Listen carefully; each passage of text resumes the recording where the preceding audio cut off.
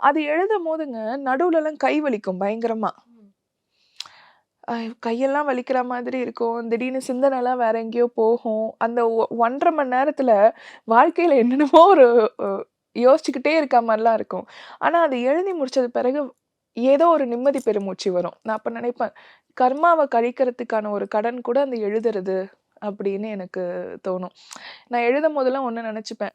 அ பெரிய எதனாச்சும் ஒரு கெட்டது நடக்கிறதுக்கு நான் இத எழுதி அவருக்கு பரிகாரமா வந்து என்னோட கர்மாவ நான் குறைச்சுக்கிறேன் அப்படின்னு சொல்லிட்டு. எனக்கு திருத்தணி ஐயன் வந்து எது எது நான் பண்றதா இருந்தாலும் அவரோட சித்தமா தாங்க இருக்கும். அவர தாண்டி எனக்கு முன்னலாம் வந்து நெறைய ஜோசியம்லாம் பார்த்துட்டு இருப்பேங்க ம். நானு.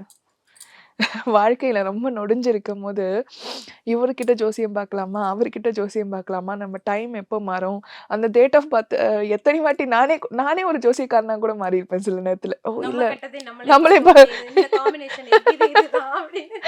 இந்த கோச்சாரம் இது வருது, அது வருது அப்படிலாம் யோசிச்சுட்டு இருப்பேன். நான் என்னைக்கு திருத்தணிக்கு போனேனோ, அன்னையிலேருந்து இந்த ஜோசியம் நெறைய பார்க்குறது, நமக்கான டைம் இப்படி இருக்குமான்னு அதெல்லாம் விட்டுட்டேன். ஏன்னா, அவரு குடுத்த வாழ்க்கை.